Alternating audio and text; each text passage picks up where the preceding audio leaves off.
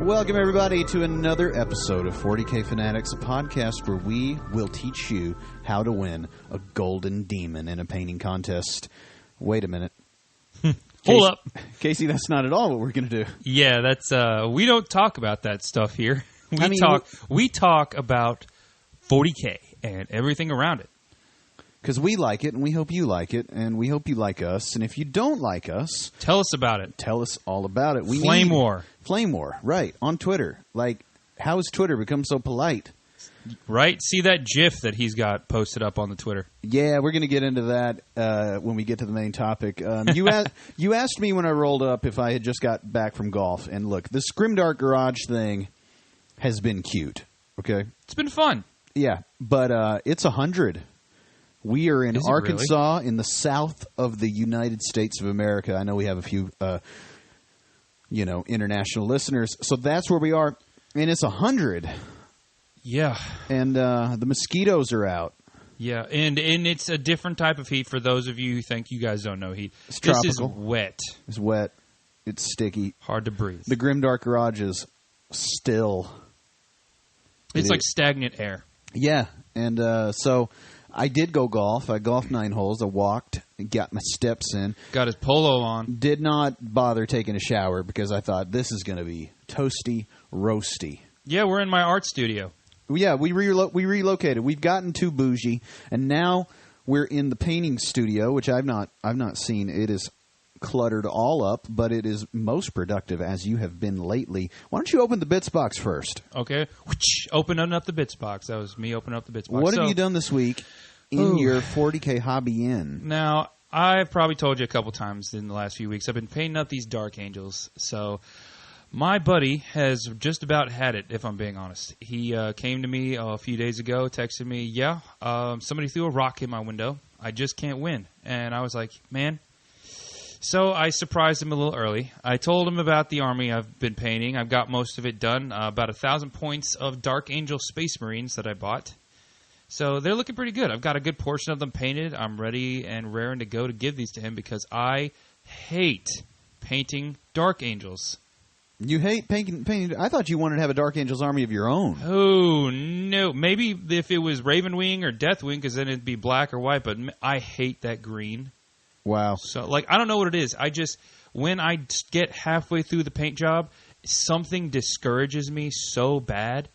And we're going to talk a little bit about stuff like that today, aren't we? Yeah. You texted me earlier, and we've decided that Casey and I are not speaking. We're not speaking any longer.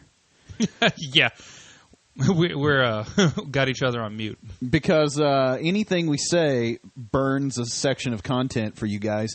I was telling him, I was like, if we were otherwise employed and did, say, sports talk radio in the morning, we would not utter a word until someone said, okay, we're live. And then it would be like, did you just come from golf? And on we would go.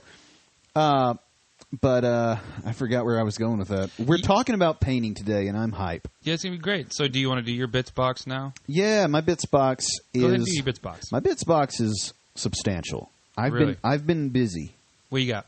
The first thing that I did, I want to say Sunday. It was Sunday, yeah. I played the homie Austin and his Astra Militarum in my first 2,000-point game. Yeah, you won that, right? I did win that, of 10th edition 40K. And it was really fun. Austin had not played 10th yet, and his first turn took an hour and 20 minutes. Ooh. It was a slog, but you know what? To Austin's credit, we did everything right. Good. Like he had all of his army rules in order. He had all of his stratagems as needed. He didn't make any attacks that stuff didn't have. Like, all of it was well put together. And that's good. Yeah, and obviously, you don't want to build any bad habits, right? And it got faster as we went. We used the mission deck, which the entire Gamers Haven has got one mission deck, and there were 3 people playing. So no! Yeah, I went over and drew the mission cards, and then had to take pictures of them, and then send that to Austin. And then we had to reference the pictures, but it was really good. His tanks were deleting stuff pretty rapidly, and He loves those plasma cutioners, if I'm being honest. The Lehman Rusk plasma. He had a lot of stuff. He had a big Gatling cannon thing that did just a ton of shots. Using his mortars too. Yeah, the mortars were a problem. I deep struck Abaddon and his Terminators and brought him in on turn 2, right into the middle of the board, and he had a Baneblade, and it kind of just stayed stationary for a long time, just shooting stuff. And Abaddon... Now, that's a fight I want to see. Yeah, Abaddon with his Terminators got in there, failed the charge. CP re-rolled it, failed the charge. It was not meant to be. But I had deep struck him into a ruin, so they had cover and all that, and Abaddon's shenanigans. And so they survived, him and like 2 Terminators, and I was using my... I forget what stratagem, but the one that brings a model back. Because Abaddon's got all the keywords, you can use all the stratagems on him and his unit, so you can bring models back. And I just kept doing it as often as I was able to. On a Terminator unit? Yeah, on Abaddon's bodyguard. And so he managed to get in there, and he one-shotted the Baneblade because he's a mad lad. Oh, a Baneblade? Yes, he shut it down, man. And did the Terminators even help? Well, there was only one of them, I think, at the point that the charge was completed, and the Terminators did fine. The big thing they did was have the 2-up save to just absorb wounds. Oh, for those of you listening, a Baneblade is essentially the biggest a tank or gun that you can go without getting a Titan for the Imperial Guard. Yeah, and the thing offers cover just like it's its own piece of terrain, which is cool. Because he also had a block of 30, or was it 40? But I think by the time it was all said and done, it was something like 36 models worth of guard unit. Which, after the Baneblade was destroyed, he ran them out to claim some objectives. And what was happening is I was losing stuff pretty fast. And I was having trouble making initial contact with his tanks. Once I finally got his tanks tied up, then I was able to make some inroads on destroying them and messing up their shooting. Tell us about Harkin. Harkin, well, that's part 2 of my bits box, which I have a 3-part bits box, so this is part 1. All right, go for it. And anyhow, I got some board presence early. I had a Rhino that he could not pop. It took my Chosen Master Possession out into the middle, dumped them out. They did some stuff, and then it loaded up a whole other unit, and then ran that out to his side. The mission was excellent. We had landmines as one of the effects, where if you rolled a 6 on an advance, then you took a mortal wound, which was cute. It's just really good. I scored 71 points versus his.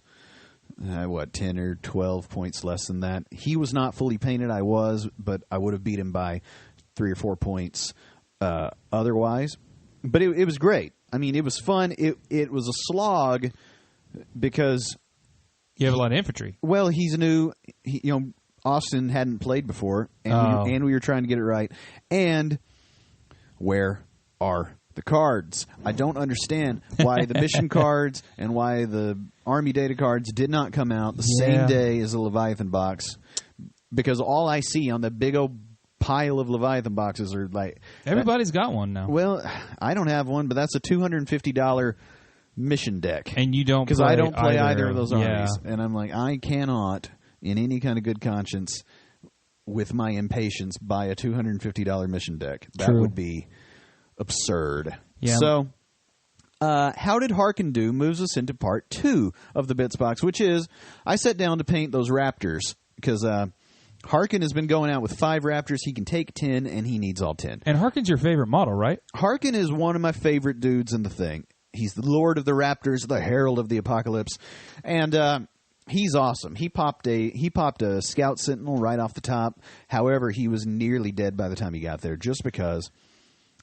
my experience with Harkin in 9th is the same as it's been so far in 10th. Is he and his Raptors want to run out because they fly and they've got the 12-inch movement, but then they're butt naked open to absorb a turn, bottom of turn 1 or start a turn 2 shooting attack, and he just gets chewed up, and then that's it. And if you guys haven't seen Shane's Harkin, it's on the Twitter. It looks good. It looks great. It's one of his best painted models, in my opinion. And he needs to stick around longer than Turn 1. Yeah, but that's what you got that box of Raptors for. Yeah, and so yesterday, and this is part 2/3 of the Bits box from me. Yesterday, I got in a custom Dungeons & Dragons model, Gary the GIF, or Jerry the GIF. Jerry the GIF. Which is a Hippo Man. He's a Hippo Man bard that's a blues singer that plays guitar and shoots a little flintlock pistol. It looks good. Yeah, and so I'm going to use. So I made him on Eldritch Foundry. Shout out to them. I followed him on Twitter because with my model came a little thing. It's like, show us your model, and I thought, well, that's fun. So I posted that and I tagged us at 40K Fanatics on Twitter. Check us out and follow all the things. Check out the model. He did like it like immediately after you posted it, by the way. Yeah, well, I posted it at 5 in the morning when I went to bed because my whole life is in disarray. But all I know is pain. Everything is suffering. Everything is fine. In the Grimdark Garage, there is only strange bedtimes. And heat. And heat. And mosquitoes. And mosquitoes. And GIFs. And mini painting. So I got this thing and it looked awesome, and it was pretty clean too. So this is a resin. Yeah, your highlights are really nice. Well, I mean just the print. So this is a 3D printed resin custom miniature. You know, it's just like a Hero Forge or any of those, except Hero Forge did not have GIFs, or they, whatever they want to call their legally distinct Hippo Man, right? And so I found this Eldritch Foundry one. I did not know they were based in the UK, so when I got the tracking of the Royal Mail coming international for like $5, I was quite surprised. And I also thought, are they making any money off this? Yeah. It was only $35. I got it, and it was pretty clean. You could see some support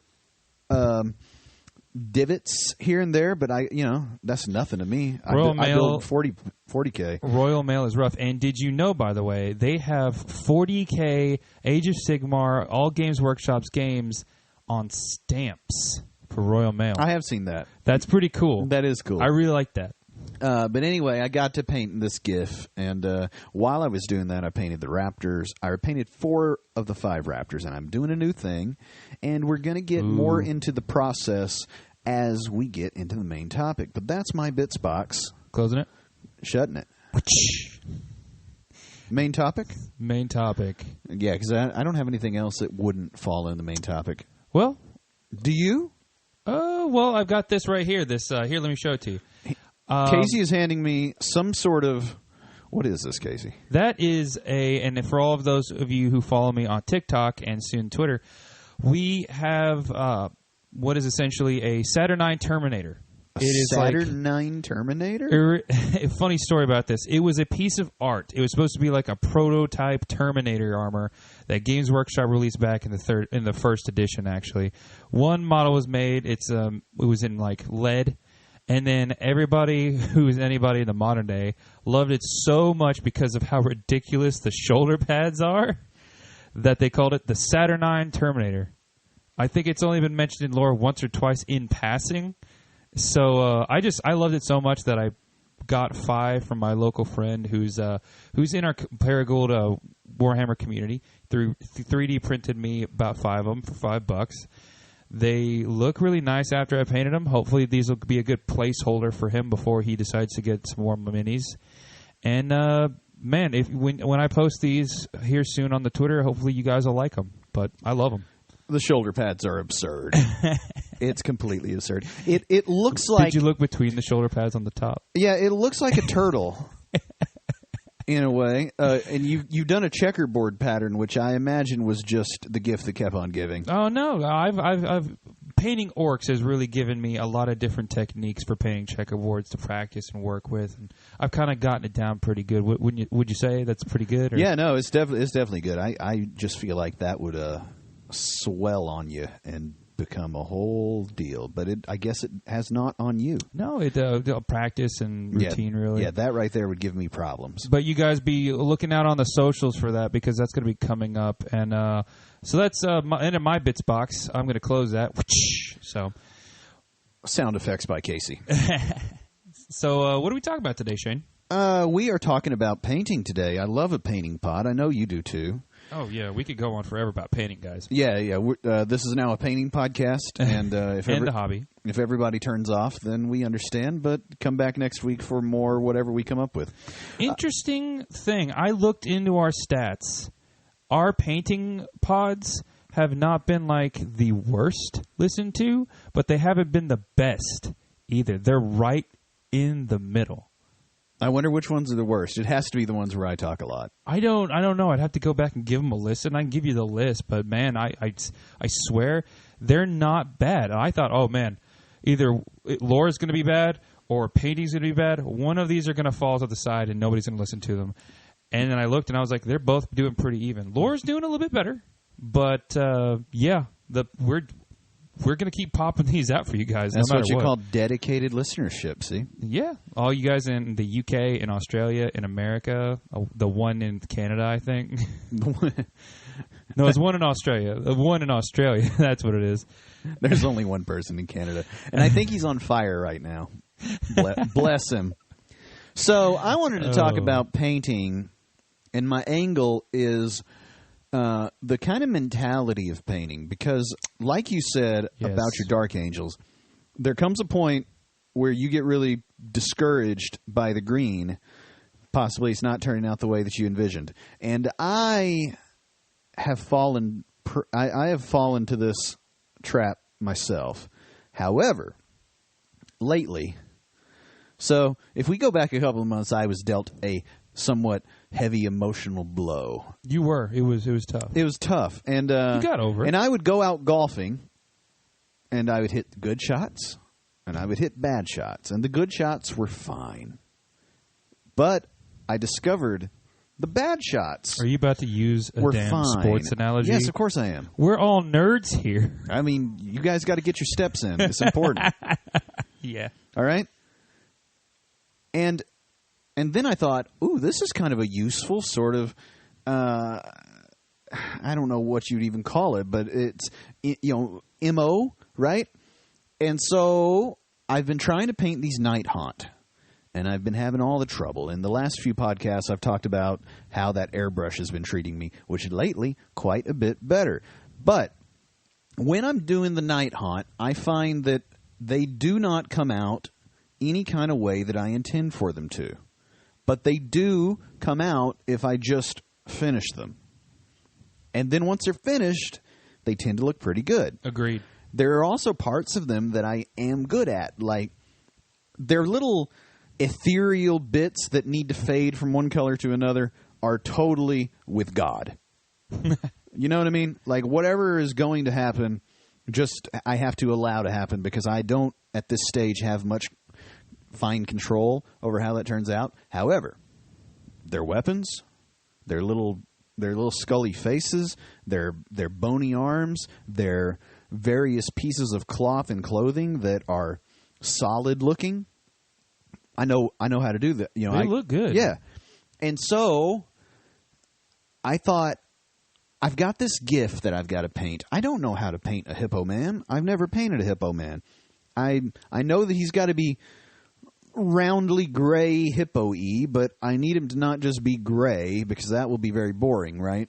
He's also a D&D model, so he's got a backpack and he's got his accessories all over him, And I thought, I'm going to be able to do a lot of funny stuff with this. And then I thought, the hard part is the skin. Now, I just went to the zoo last week and saw a hippo there, and I was struck with how purpley he looked. So I started off, the very first paint I put on this thing, I primed him black. Was it purple? Zenithaled him white, and I put purple. Just straight up Barney purple. So he probably looked. So I imagine that was rough for you. Well, you know what? It wasn't because it was one of the bad shots. That's fine. Yeah. Because they're obviously okay. I've got this mini. It looks good, especially once it was zenithal, and I cleaned up all the little supports and everything. And purple, purple as heck, man. I love you. You love me. Gary's coming to kill your family. Kill your family. All right. And the whole idea was that I've seen a lot of guys on YouTube when doing various flesh tones, they will do a red or a pink or a something that will inform like the volume of the color that you're going for. Yeah. And I thought, well, the hippo's purpley. I've got gray. Mm-hmm. Purpley gray feels like hippo color. Oh, yeah. And so... And shiny. Yeah, and shiny, which, shiny is just whatever. So I put the purple on, and then I started on other stuff because it had to dry. So I started working on his pants, and I'm working on his, boots and all this other stuff. Stuff that I knew that I would be able to really execute at a pretty, I kind of knew which way I was going the whole time with those. And then I put a layer of gray on, and it looks real damn purple. And then that had to dry, so I go back to working on some other bits, and I keep on, and I'm like, another layer of gray, same gray. And I'm like, well, now it looks gray purple, but it's real dark. So round and round him I go. At this point, the whole body and everything's starting to look pretty good. And anytime that I would get to a place where he was too wet, I'd grab one of those Raptors and start on them. And I was trying to maintain the same sort of whatever happens, just do stuff energy on the Raptors as I was waiting for coats of him to dry because, he had some sort of different layers, whereas the Raptors are just straight Black Crusade. And, they're doing trim. But then I'd get to a spot where they have some hoses, and I thought... Slowed you down?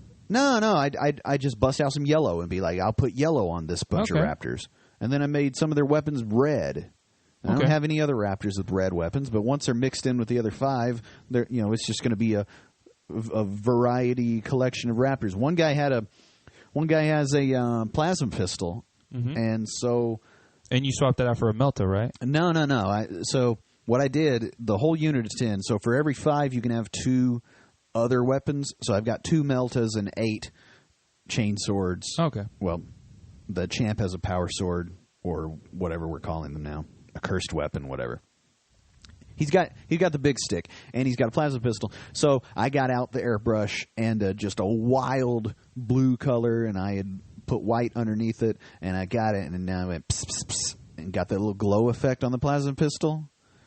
Looks good. Yeah, I felt like I was styling.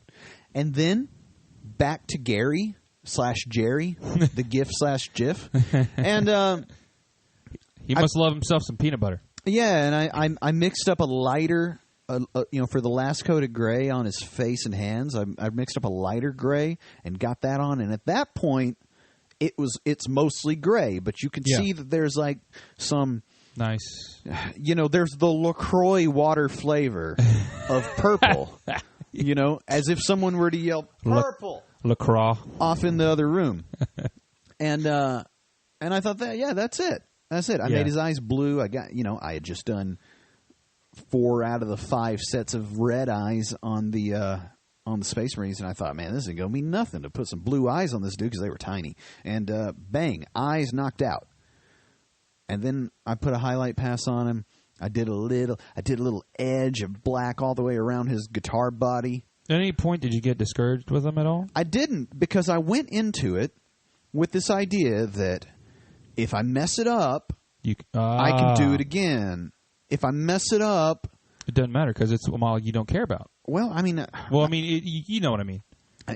I think there's something to getting away from the uniformity of 40K paint schemes every now and then. Agreed. Because there is something to... The non-heavy metal style. Well, I mean, it's not even heavy... Like, I can't paint anything heavy metal style. The non-heavy metal style. Yeah, like, I can't even paint anything that begins to look like heavy metal style because... I mean, all you see that I paint is nothing but heavy metal style. Yeah, but it can be a crutch. It really can. Yeah, and also I think that when your target is so fully realized, it can make it very difficult to explore and experiment. And with Gary the GIF, there was no, there was like no rules. You know what I mean? Moto is looking pretty good. Yeah, and I feel that way too when I'm doing something in Chaos that is like any of the demon engines, because on one hand they're vehicles and black bodies and glowy bits, right? Yeah, and vehicles you don't care too much what they look like. However, the demon engines all have fleshy parts. Exactly, and you want to be real and so good. I always just go off on the fleshy parts because I'm like, well, I know that all his metal bits are going to be metal, and his armored bits are going to be black, right? And how many Black Legion have I painted that like I can get a depth of, I get some volume in black armor without just making it, prime black, flat black, void armor type stuff. And you don't know what recipe you want to use. And it doesn't matter. Yeah. And I think that kind of thing is very important because I see a lot of people that paint very, very meticulously. Yeah. And their results do not reflect that meticulousness. And they get burnt out. And they get burnt out because they get very burnt out because they've got a dozen models that they have to paint. Like even for a skirmish game, they've got a dozen models, and they're by the time they get one done, it looks fine. It looks good. But now you've got the one test model, you could call it. But if that took a week, like, I'm sorry, but it's okay to get the paint where you don't want it. I'm going to jump in, and I totally agree with you. It's, when you are somebody like me who is a perfectionist and you end up putting a ton of effort into a model that you want to look good, and then at the end it doesn't look very good. It might look good to you, but then you like compare it to others, and then you realize, oh man, I didn't do that good of a job on this, like down the road. And then you're like, man, that is so discouraging. And if you look at these Dark Angels, like right over here, Shane, I mean, like what I'm showing you, and I've been showing you, those models are just like testers. I had like 10 Firstborn Space Marines that I had just sitting around, and I was like, I'm going to paint these, but I'm going to paint them battle ready. I'm not going to paint them parade ready. I'm not going for put it on a fancy video with the light and the effects and stuff, but I'm going to paint it a little bit better. Instead of doing the normal base coat, shade, highlight, all that stuff, I went with dry. I went with good old reliable dry brush. It was fast, it was easy, and it got the point across. And I feel pretty good in how it turned out, and I didn't kill myself. Yeah, and I present to you and the audience another thing. I don't think that I can paint anything parade ready. And I'm not sure you can either. Oh no, man. You know what I'm saying? Because you don't want to go in for a golden demon. Well, that's on every model. That's the thing, but even if here's the deal. If I tried to go for, if I tried to go to golden demon to steal some parlance from one of my favorite painting podcasts, the Trapped Under Plastic Boys. If I tried to go full ball sack, it is not like the Games Workshop box art. It is not anything that would win a larger painting contest. I am incapable of that kind of thing right now. And so, I am getting better.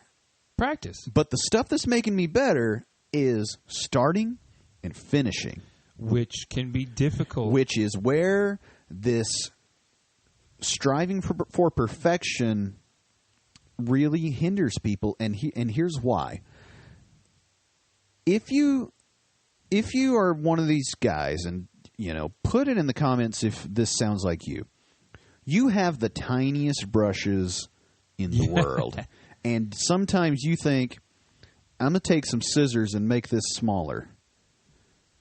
Then you are likely attaching perfection to painting inside the lines.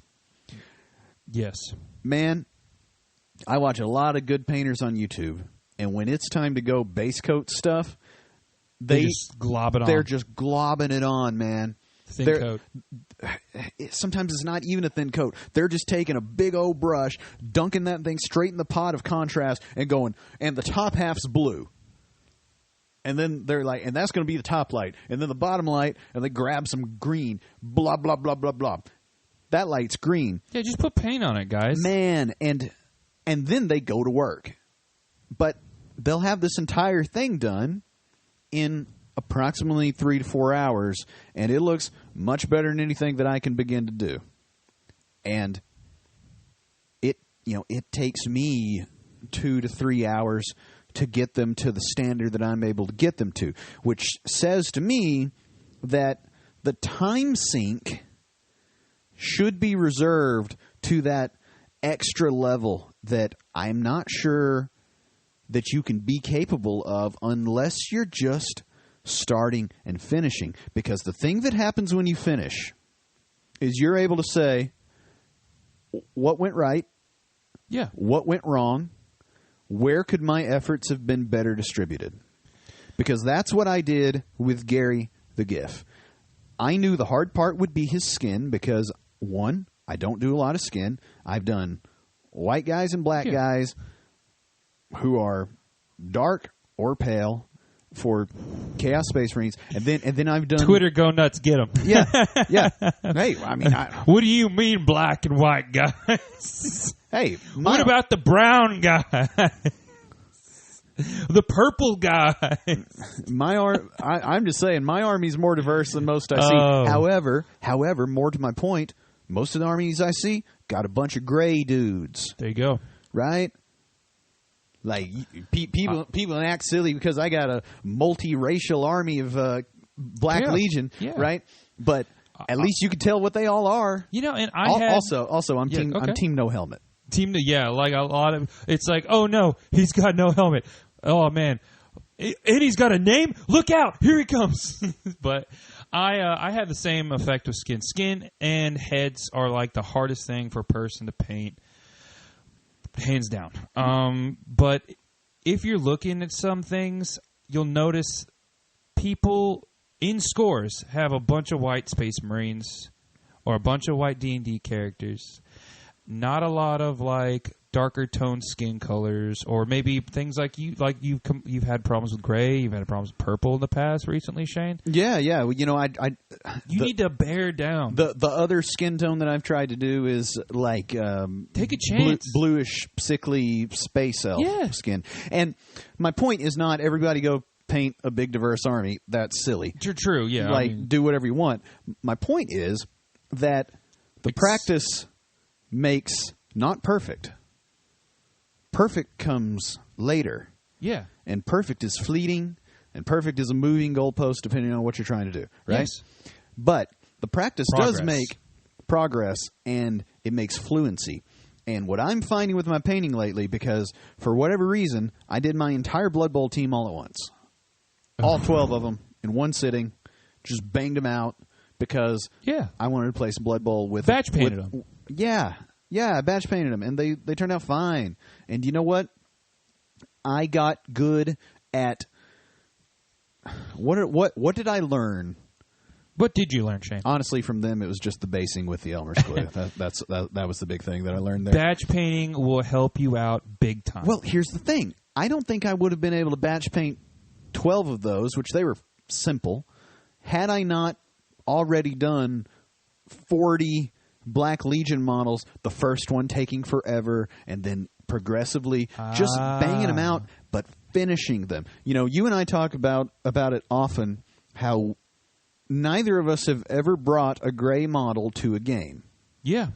And point of personal pride. Yeah. And, you can say we're bougie or spoiled or whatever. You wouldn't wear sweatpants outside of your house. I wore these black slacks to golf, and it's 100 outside because... Okay, now you're just trying too hard. I mean, yeah, right. Because I'd be trying too hard. Yeah, just a point of personal pride. Put some effort into it. Well, you don't have to go 110%. Exactly. And that's the point that... But don't go low effort. Or go low effort. Yeah. So here's the thing that I'm saying, and I hope that this has been somewhat clear. And I guess we have another 10 minutes that we can hammer on this. No problem. But it's about taking the chances, and it's about getting stuff done. Because if you get too far in the weeds on something that is, you don't know what you don't know. I'm all over the place. Until you know it. Casey, I'm all over the place right here. let me save you here. Save me, and then I'll regroup. Okay, so I guess what Shane's saying is have the, I don't want to say balls, but I'm going to say Confidence. balls. Have the confidence to finish. Don't want it to be perfect. And just practice is going to build that steady hand. You don't need to focus on detail. Just go through it as fast as you can. Some of the best painters that I know on YouTube, on social media, they all started with small videos about like how to paint an orc or how to paint a space marine in like the fastest time. Check out Midwinter Minis. He had like a video, and I think it's gone like super viral. Most people have, I think, thousands, maybe hundreds of thousands of views on this thing. And it just teaches you how to paint a space marine in less than a minute. Yeah, and you know what? Speed painting, I think, is another podcast that we could do because I don't really believe in it. Yeah, that's a good point. But batch painting, like it's practice. Yeah, and you made a good point about practice. Yeah, but you know what? Those raptors, I was doing one at a time. Yeah, and I mean, I was taking one raptor, a whole unit. I was taking one raptor in between steps on Gary because Gary required more drying than usual stuff that I do. And you realize that they're not all characters. Well, but they also each got their individual attention, and I tried different stuff with each one, and that's the point I'm making. And I know your models. You bring a good personal sauce to them with that. What is it, the leg? That's exactly what I was about to say, is each one of them got a different process, an individual bit of attention, but when you put them all together, they look like they belong together. Why? Because they're mine, and because they all got a similar amount of attention. Yeah. You know? Yeah, speed painting. Personal pride. Speed painting is a thing that I think becomes like it's a crutch. No, it's like people that do or look for or execute the speed painting thing, especially at an army level. I feel like the painting becomes to them such a chore, such a burden that they have to just claw through in this possibly overthought method. Some people really hate painting the models. Yeah, and you know, this pod today isn't for the people that hate painting the models. This one's more to the people that are frozen by whatever kind of feelings of this thing is very small. You hear people say, "Oh, I'm real clumsy," and so they think like they need the super tiny brush because they don't feel like they have much control over the thing. It's not that you're uncoordinated or don't have any control over the brush. The whole reason you don't have any control over the brush is you're not using it enough. Yeah, true practice. I mean, even me, Shane, like the other day, I painted for straight up 2 hours straight. My hands were shaking by the end of it. But, you know, I knuckled down, I focused, I breathed, I breathed, Shane, and I got over it, and I got the models. I'm going to have to rescue you in a minute while you regret. Yeah. Casey has had a stroke. Yeah, but you take your time if you need to. You're just starting out. Don't panic. Add your own personal flair. You know, put yourself to a standard that you think you can keep. Yeah. But don't drive yourself crazy. Where I was going earlier when I got caught up in the air was... Where are we going?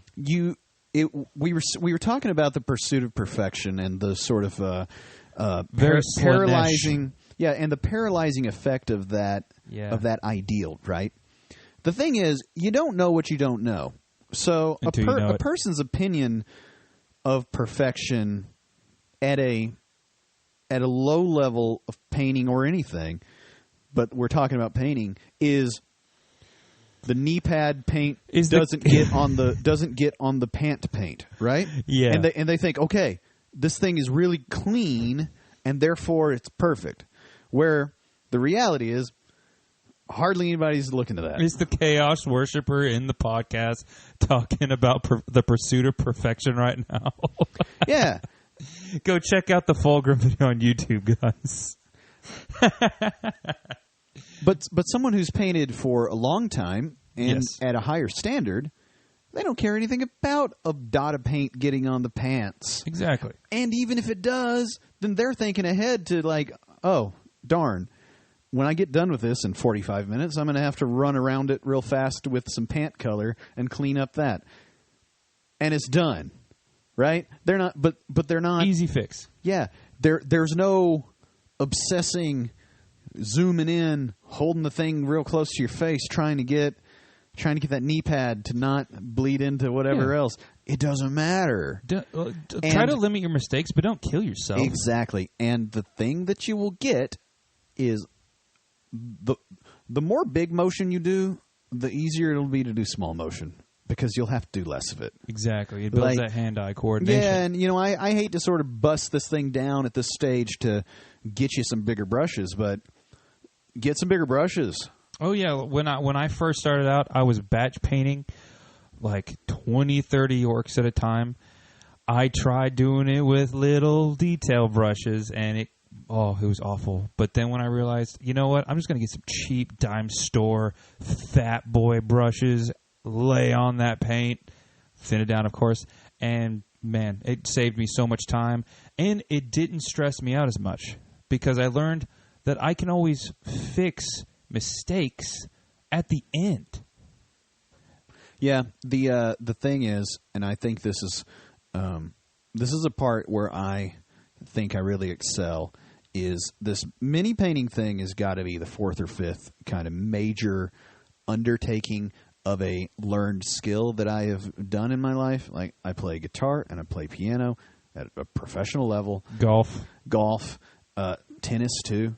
And I am not in any way the most athletic person in the world. So all of that stuff, if you ever picked up something and been horrible at it, when I pick up the thing that I'm interested in, I am invariably horrible at it, but then I just go and learn how to do it. And the learning how to learn something is so huge. One of my best friends in the world, he's got a proper master's in classical guitar. He is as good a guitar player as you can see with your living eyes. Yeah. Oh, and you're a golfer too. Yeah. Well, so you know the 10,000 hour rule. Well, and the 10,000 hour rule has been shown to be kind of crap too, because you can have all kinds of people that have 10,000 hours of crap, and then their performance is still crap. So, the adage has always been, by people that don't know what they're talking about, practice makes perfect. And that is not the case. True. Perfect practice makes perfect. But then what is perfect practice? And perfect practice is often doing big macro things.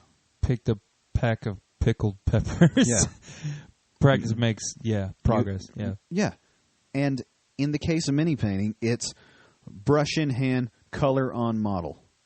Yeah, breathe, people. Breathe. Yeah, because that's something. You end up holding your breath. You hold your breath. Your hands start shaking. You're like, "Why did I just mess that up?" And then it's like, "Oh, come on." Well, and I come to this knowledge as not the best painter in the world yet by any stretch of the imagination, but you put time in it. Well, I've put time in it, and the other thing is I witnessed somebody learn to paint minis. And the first thing she did was get some tiny brushes and then cut them down even smaller and just work like drop by drop of paint.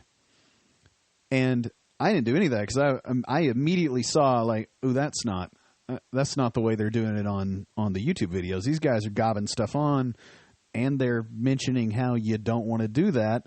And so, trust the expert sounds a bit cliche, but it's true. And so I skipped all that because I'm used to skipping nonsense in a learning process from all the other stuff. Yeah, well, and there's the golf thing, keep your head down, which has been proven to be not that useful for most people, right? So you could skip that if you know to skip it. But then we get into what we're talking about, where you don't know what you're going for until you get there, and what is and is not important in that process. And therefore, if you start the model, finish the model. Yeah. Then look back and see. Yeah. What what on this model do I hate?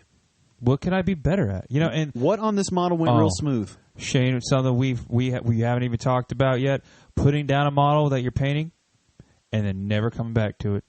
Oh, don't do that. Oh, how many people have I heard? Man, I have that model half painted. I'm like, hey, how's that model going? Oh, I haven't painted that for weeks. Oh, see, that's crazy to me. No, I don't have any of that in me because, man, once you start it, like the experiment, it's a phenomenon. Well, the experiment's running is what I think, and it's like, well, now, like anything that I've done up to a point, if I were to stop and go do something else, and then say, well, I'm going to come back and finish that when I'm better. Ugh. No. You might as well reprime it now. Man, if you stop halfway, just reprime it white and put it in your closet or black or whatever color you want, and then come back to it in 2 years from scratch, because in 2 years you will not like a single thing that you did to that thing. Exactly. And that's where that paralysis comes from too, though. You can see my pile of shame right over there in that box. Not a lot of models in that box. Like one thing, that big one over there, it's just a D&D Frost Giant that I painted 2 years ago. I'm going to get rid of it. Be okay with stepping away with some things, but finish what you started. Be bold, be confident. Well, and my point is, I don't recommend that you go back to it after some long period, because if the reason you stopped it is because you weren't happy with how it was going, you're not going to be happy how to finish. Yeah, what? Okay, so 2 years later, now you're a really good painter, and you're going to go pick that thing up and just pick up where you left off? Exactly. I'm not going to finish that thing. I'm going to get rid of it. You're not going to like the way you base coated it. You're not going to like the way you zenithalled it. You're not going to like the way you did his belt buckle. You know what I mean? Be self-aware in the hobby, guys. Yeah. Know your lane. And it's not that hard. Like, people are coming out here with models that hardly have 3 colors on them. And if you are the guy that is using the teensy tiny brushes because you want your, every little pouch accurately painted and base coated and looking like a put together dude, but it's taking you a week to paint one little guy, then you're the candidate for some, I'm going to slap one together and see if there's any difference. Yeah. Because what I keep finding, the more that I paint, the ones that are taking me an hour are looking every bit as good as the ones that took me 3 hours at the beginning of the thing. Because I have my whole army in a big display case of the house. They're all there. It's totally full. I have a problem. I don't know what to do. Help. I've got a black coach for Night Hunt to build. I don't know where it's going to go. I'll take the models off your hands. Yeah. But the time can also be intimidating for some people, It's hard to say. Oh, my gosh. If you think it takes you a week to paint one model, and then you look down the barrel of, I have 35 of these to do. Yeah. That's impossible. Don't be that guy who says, I don't want to paint that because it's going to take me 3 hours to paint. Be that guy who says, I might not be able to do the whole model in 3 hours, but I can sure as hell do his cape in 30 minutes. I can do his face in 5 minutes. Be that guy who just walks in, puts a little bit of something on there, and then keep doing that every day, and your model's done. Yeah. And, I think I've really been having a lot of success with doing a model in one sitting. Man, I painted one of those Ghosty boys the other day standing up. I was fighting with that airbrush and carrying on, and I thought, you got varicose veins yet? No, it took me 20 minutes. There you go. Yeah, because the airbrush cooperated, everything went smooth, and the paint scheme's not that complicated because the main thing is the fade, and then they got a little something. It's like 3 colors in a wash, but it looks like a lot more because he's a ghost with a sickle. Yeah, simple. Like, he's simple. Yeah, and there's like 100 of them. Yeah, there's a no one's going to pick that one out of a crowd. Well, and even if they do, he looks pretty good. Yeah, he'll be unique. He I tell you what, he looks better than the ones that I pre-airbrush. There you go. So that's kind of neat. But I'm just saying, I think there's a lot of value. I know there's a lot of value in finishing stuff. It's a bit of a plug and shameless one at that, but I've got 9 mystery novels on Amazon, We've got a Game Fest. And it's about finishing those things. Because writing a book takes a long time. And there invariably is a part where you get to where you're like, I don't know what these guys are about to do, and you just have to keep on eating the elephant. Trucking. You have to finish the thing. Bite by bite. Let's finish up with a little bit of business. If you have an event or anything that you would like to promote, sell, raise awareness to, hit us up on Twitter, and Casey will get at you about it. At this stage, we just hope you hit us up so we have something to talk about. Yeah, we need something for the Bits Box. Yeah, we need stuff. So we're going to talk about the NEA Game Fest, which is going on here in Northeast Arkansas. It's a 4-day gaming event benefiting the Friends of the Library nonprofit organization. The date is going to be July 20th through the 23rd at the Hilton Garden Inn. Tickets are $40 online and $50 at the door. 11 through 15 get in for $10, and 10 and under get in free. It's a good cause, guys. Get behind them. They're going to have a 40K tournament, a 2-day Grand GT event. They're going to have D&D. They also, and this is the big pull, they've got a play-to-win cabinet of all kinds of board games, and if you play them, you will be entered into a drawing to win them. And these aren't little, this is snakes and ladders. Munchkin. Yeah, big boy stuff. Yeah, big Munchkin. Risk. Like Star Wars Legion? Anything like that? I don't know. Well, we'll see. We're probably going to go there and cover it, I feel like. We're going to have to make an appearance. I've been thinking about going there, all day, if we can get there and maybe interview some people, talk to some people, get the, consensus. It's not that far from us. So we don't have to spend the night. But it'll be fun because 10th edition has dropped and everyone is eager to play. Yeah, it's going to be really good. So that's the NEA Game Fest here in Northeast Arkansas, USA. Yeah. So that's it for today, Shane. I think that's all we got. Okay. Well, if that's all that we can talk about, thanks for listening, guys. Check out our socials, our lore videos on YouTube. Check out our podcast on Podbean, Amazon, iHeartRadio. We're trying to get on Apple. Check us out anywhere you can find something. Spotify. Then go on our Twitter and tell us how we did. Fight us. Come on. Please fight us. Degrade us. I can't believe nobody said anything mean about me yet. We have no haters.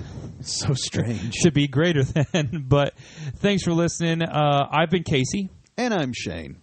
And we'll see you about there in the grim darkness of the far future, guys. Peace.